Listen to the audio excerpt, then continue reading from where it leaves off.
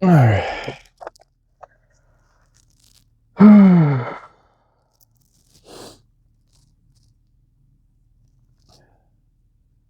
Never appear too perfect.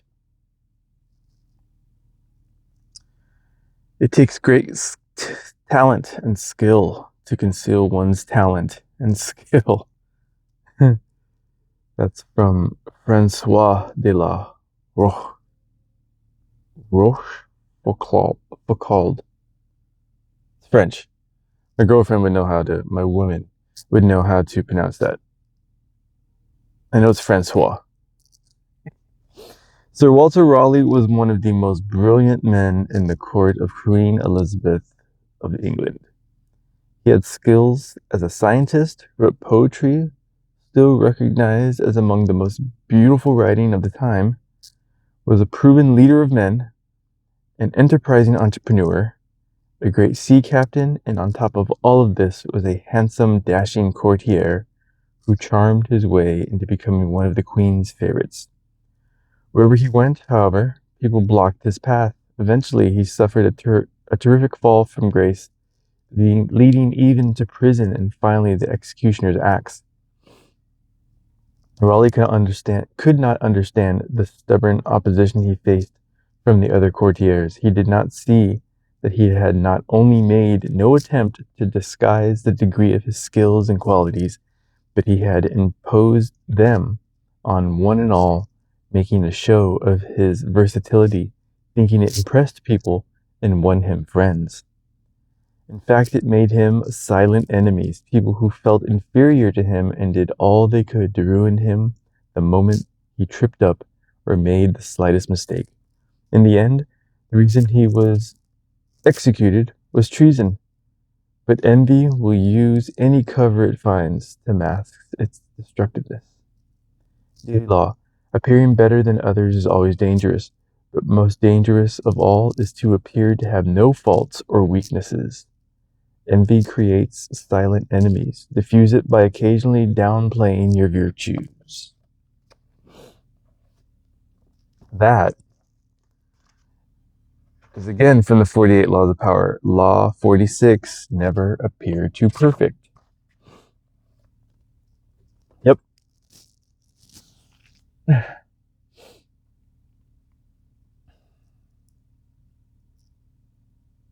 don't know what to say about that. I don't know if I come off as appearing too perfect. I try not to, but maybe I should start to cultivate some calculated flaws. How about that? Never hurts, because I don't know how I come off to people.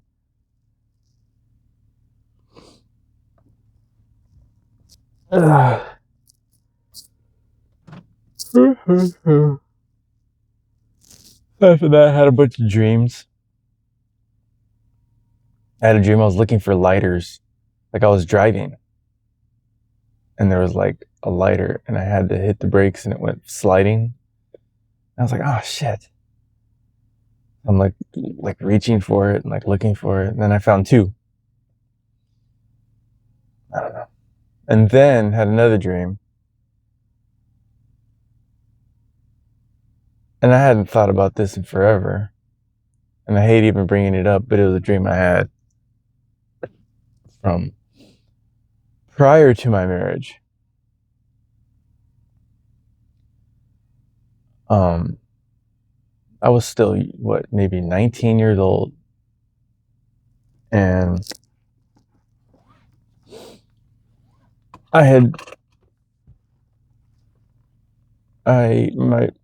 me and my ex, when we were dating, had broken up. And I remember this one occasion.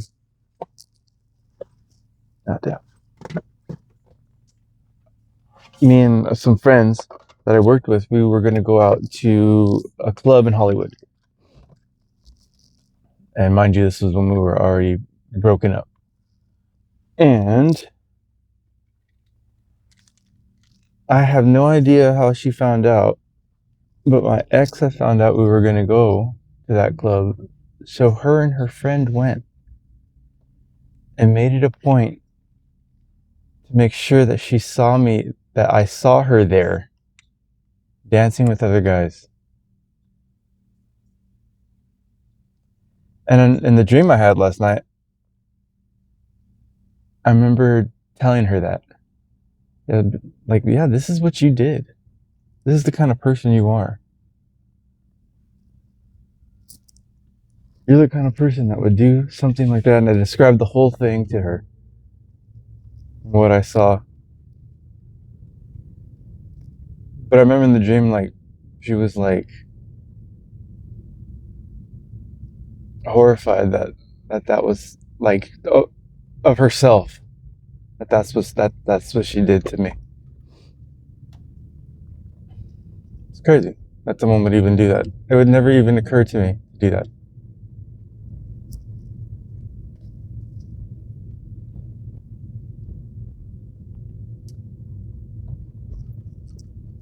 Yeah, I wasn't a very good judge of character. I'm probably still not. I assume everybody's like me, which is the biggest mistake ever. And I try to think the best of everyone, again, which is the biggest mistake ever. And I know it sounds like super black pilled, but I don't even care. I don't trust anyone except my woman. She's the only one that I trust. Everybody else, I don't know. It's hard to trust people. What can I say?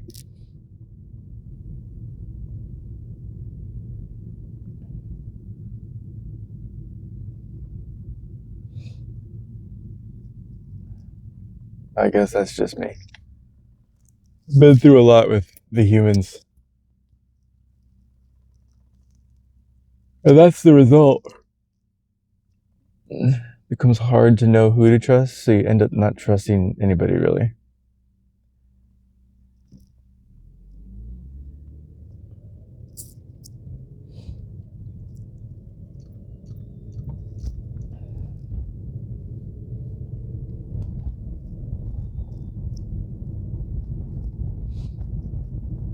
Aside from that, I don't know what else is going on.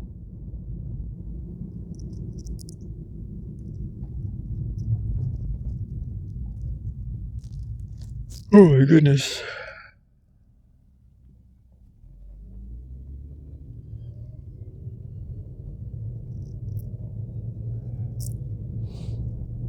Put this away before I lose it.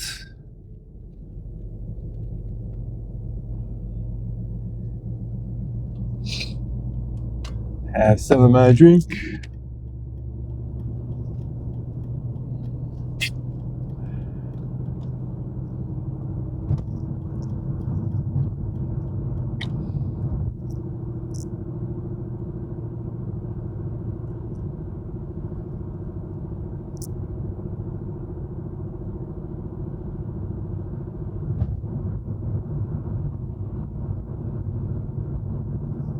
Yeah, friends are hard to come by. The older you get, it's just like you can't really make new friends. It's just hard. I have acquaintances, but like it's like most of these people I know are the people I work with. I don't see anybody else really.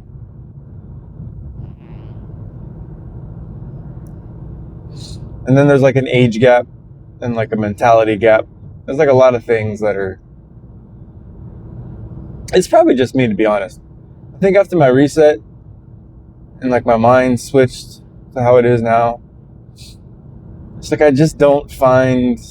It's hard to find things to bond over with people. There's just nothing there. I'm not into any of the things they're into. I don't listen to the things they listen to. I don't know. And then it just seems like everybody has like this weird little fake persona. And I can see them doing it, like how they talk, and I don't know.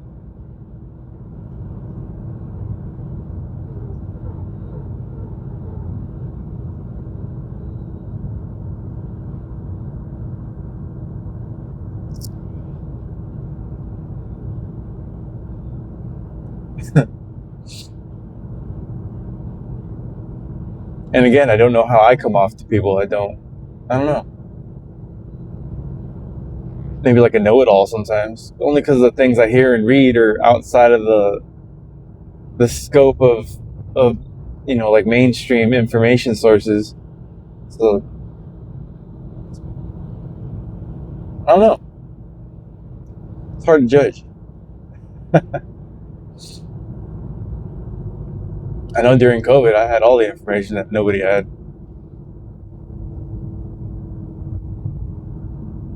And now that I'm kind of like backing away from even like keeping up with like current events and stuff, I don't care about any of that anymore. I didn't really care before until it was like a worldwide thing.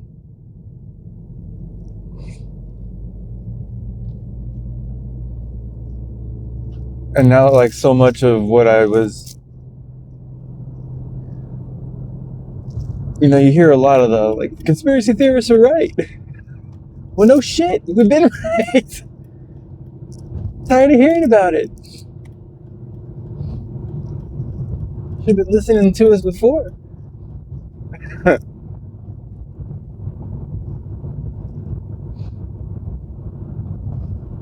Now I'm just out. I don't care.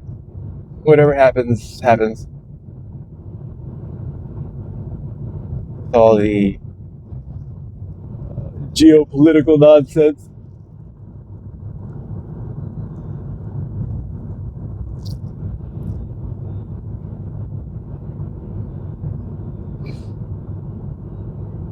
I don't listen to most of the podcasts I listen to anymore.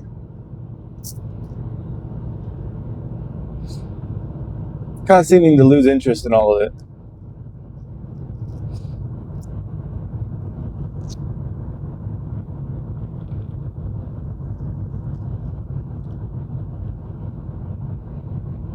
Which might be a good thing.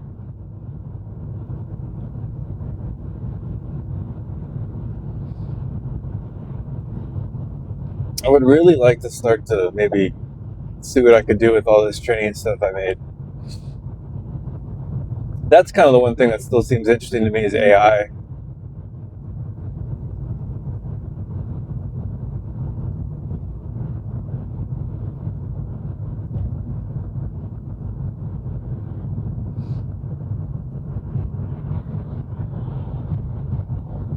It was a nice new Corvette.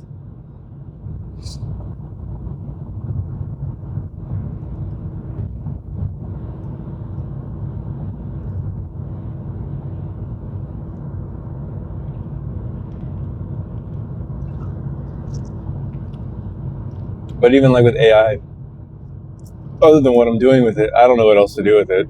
It just seems like another glorified like search engine that can like talk back in a conversational way. And I'm not trying to have a conversation with it.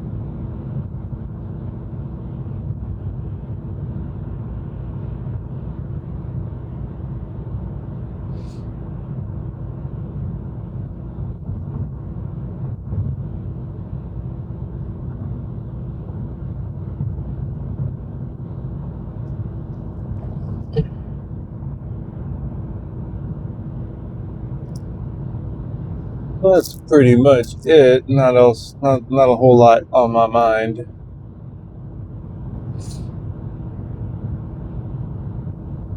Actually seems a lot more peaceful in my head when there's not a lot of stuff on my mind. So a lot of these videos will probably end up being super quiet, which is fine with me. Really, it's only my woman watching these anyway. She understands.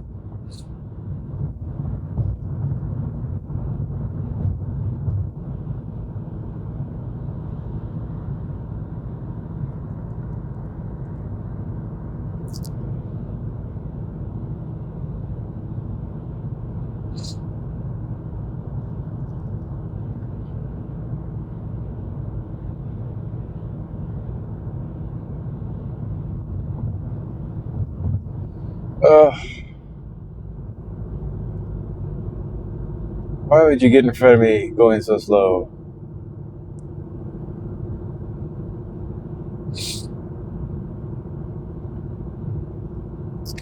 Oh, sir or madam.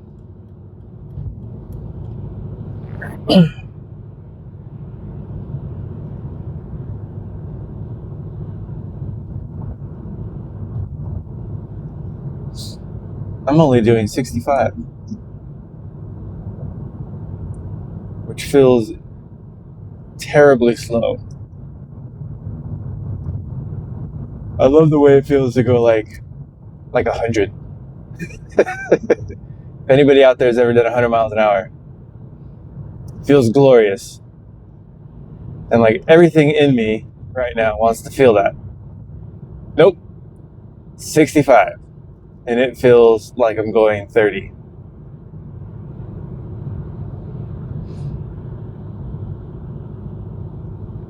See, that's the problem with knowing what 100 miles an hour feels like.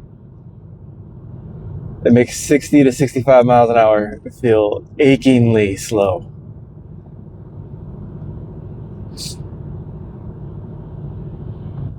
That's why it's probably almost better to not have certain experiences, because then you don't know what you're missing. I get it. That makes sense.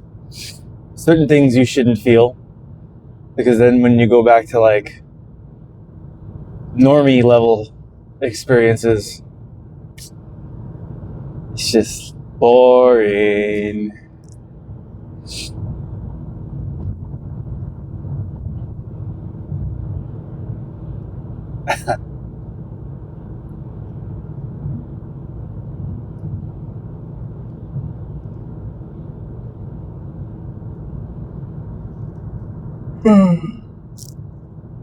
But it's safer this way. That's a good thing. Oh. I wonder if that person knows that none of their lights in the back of the car work. They probably don't even know that. That's why it's good to do a walk around. When you drive for a living, they teach you that the first thing you do before you put that vehicle in drive, especially if you're leaving at night or early in the morning, really every no matter what time of day, you turn on all your lights and you do a walk around. Make sure every single light works.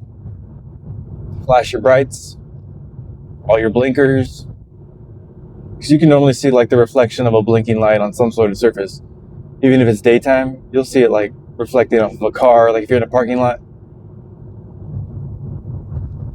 or your parking spot, wherever you're at. Check your hazards.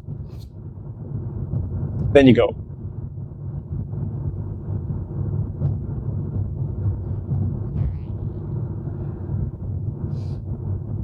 But not everybody does that.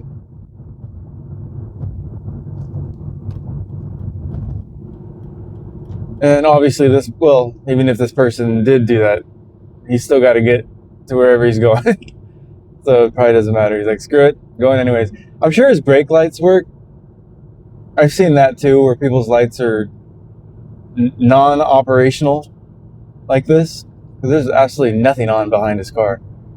But like when he goes to step on his brakes, his brakes lights will probably work. It's probably just the running lights. It's a short, I'm sure, but or a fuse.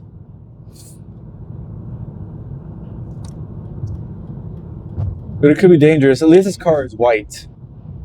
I've seen cars like this when they're like black. You could barely see them. It's crazy. But his car is white, so it's a little safer. Come on, sir, if you're getting over, you should probably do it now. Giving you room.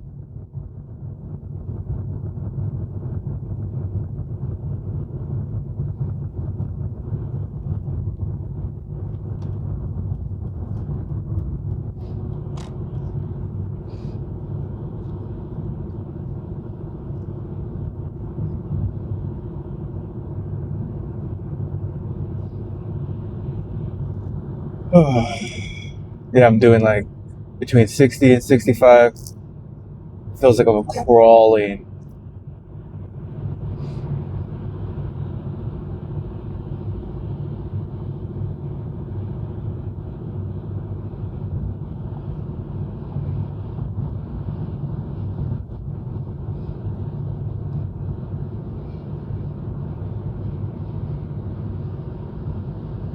You know, it's funny that don't appear too perfect. They say that flaws actually enhance the beautiful aspects of certain things. That's like when I've seen people who have gotten like plastic surgery on their face. They looked fine before. Like perfect example is this actress named Jennifer Grey. I think she was in Dirty Dancing. She had a nose job. I thought she was really pretty. I don't know why she would have done that to herself. I guess she didn't like her own nose. But after, she just didn't look the same. And even if, like, you know, she saw her nose as a flaw, it ruined the beauty that I saw.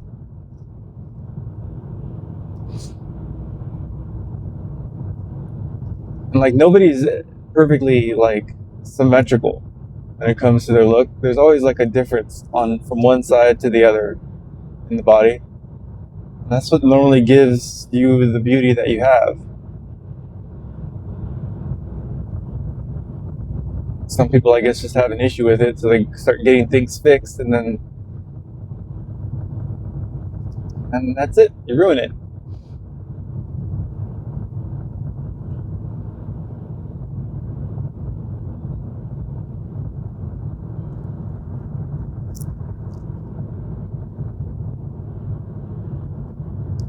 There was an artist that said that too. There was like some sort of, I forget what technique he would use that would purposely make it look like something was flawed within his work, but that was actually part of what made his work so beautiful. Was that intentional flaw? I forget who it was. Darn it.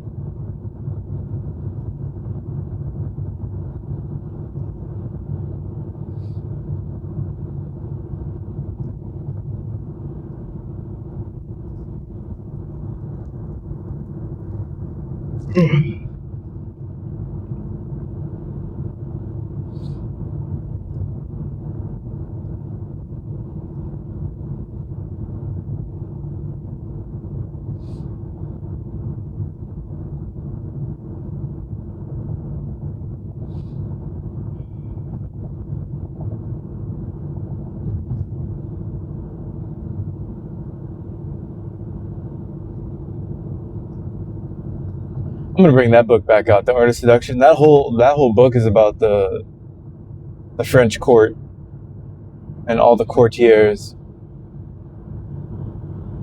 And I remember the name of that, whoever that quote is, that wrote, I don't even know how to say it, Rochefoucauld? My woman would totally know how to say that. All the French names. She knows how to say them all.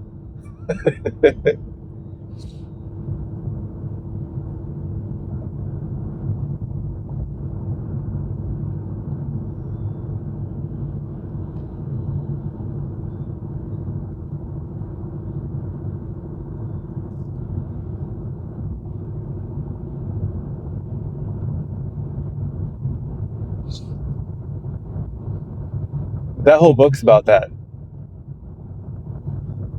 Because everything is like a seduction to some degree, not just for like physical like seduction.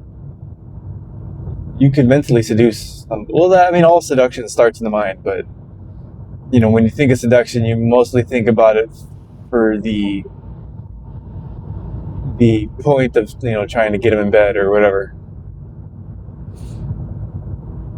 But even if you're just trying to win somebody over, in any kind of way, like win over their friendship or whatever, it's all there's a level of seduction to all of it, and it can be calculated. That's the thing. I guess that's the drawback to reading a lot of these books, is that you've come to find out that a lot of these tactics they have not gone away. And there are people that do these things unconsciously, and then there are people that do these things consciously, which is like the sneaky kind of aspect to it. Like, oh, okay, you are playing a game. That's what that's saying. I don't know who said it. The world is a stage, and we are all players. It's like everybody's playing a part. You don't really know who they are until that mask comes down, and that mask rarely comes down.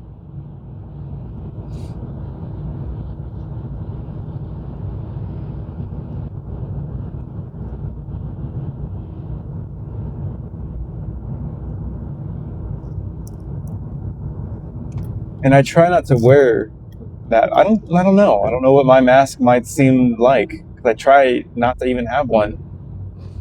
Just kind of be.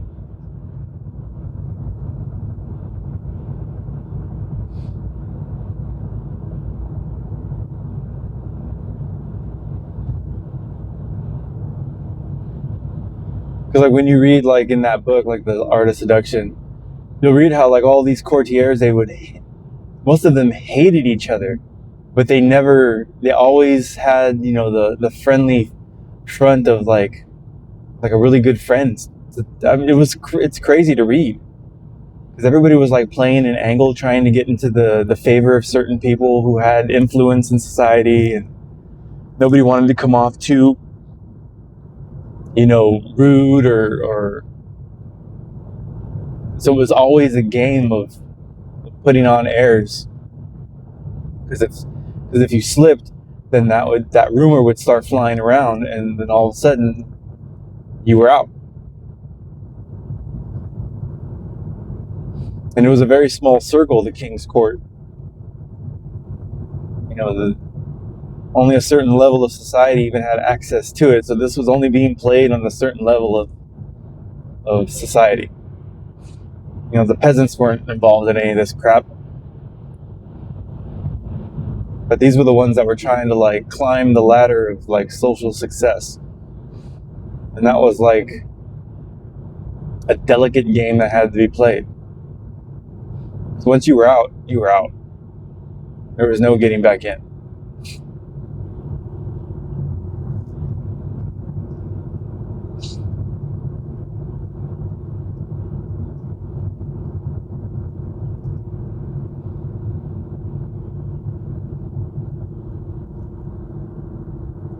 And this probably still goes on. The level of people that I deal with, I mean, we're all probably, myself included, we're all probably considered to be the peasants of the day.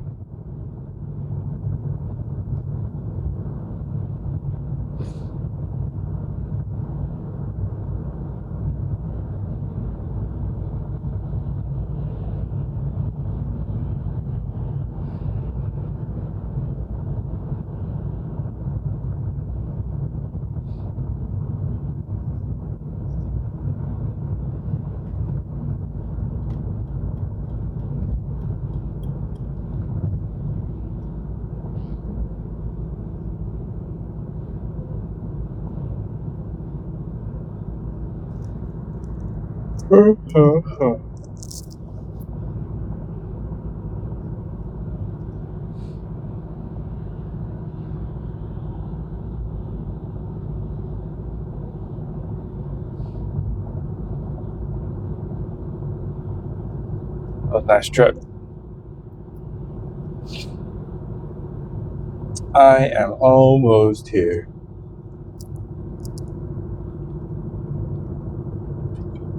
I mean there. I'm always here. I'm almost there. That's funny.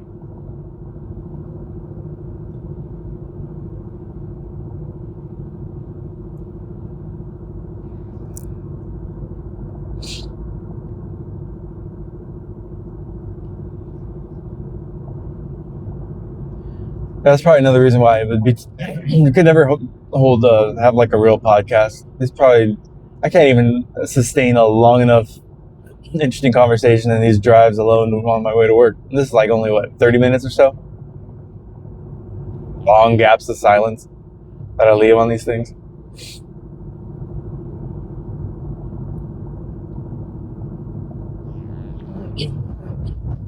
And I had the idea of like maybe me and my woman doing one together, but I don't think that would work out. I think we think too much alike in certain ways. So it's like just be us agreeing with each other the whole time. That would be a quick conversation. Yep, I agree. And that's it. And we wouldn't be too much back and forth. I mean, I could take a purposeful contrary position. But it's like I think the best conversations come when there's like two people who don't think alike at all, or just have just varying opinions on certain things, or just at least not, just a different aspect or outlook on life.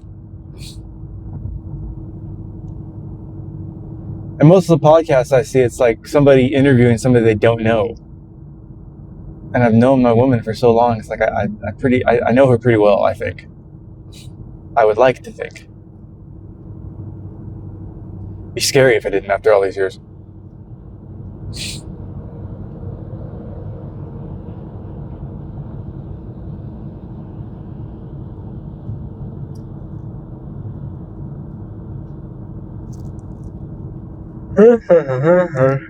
This is my exit.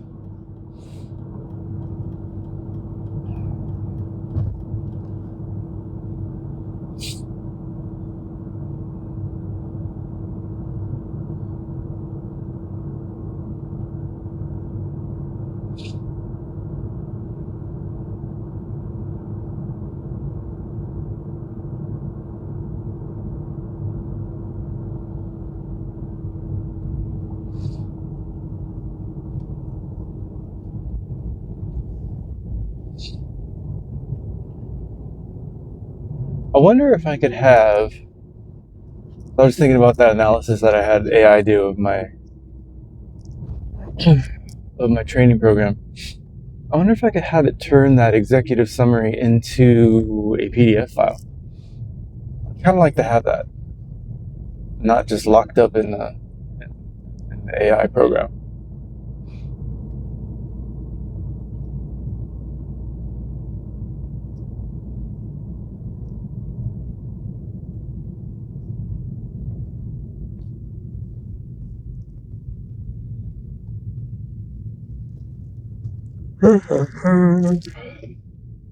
All right. 2 more turns. Maybe 3. Let's see. Yeah, it's 3. 1.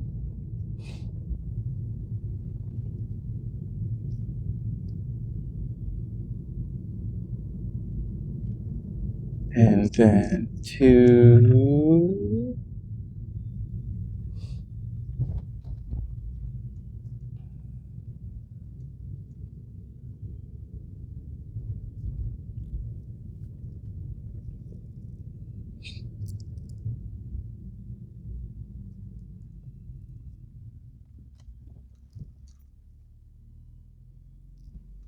And then 3.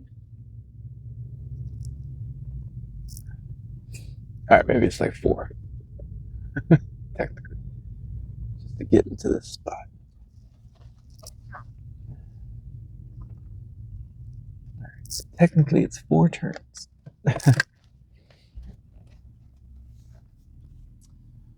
Alright, well, I'm here.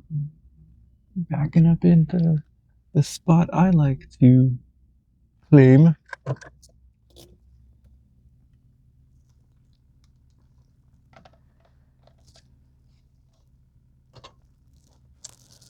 All right. So what did we learn on this morning drive? Enhance your flaws on purpose. You attract less haters. Look less perfect than you are. All right, let's go to work.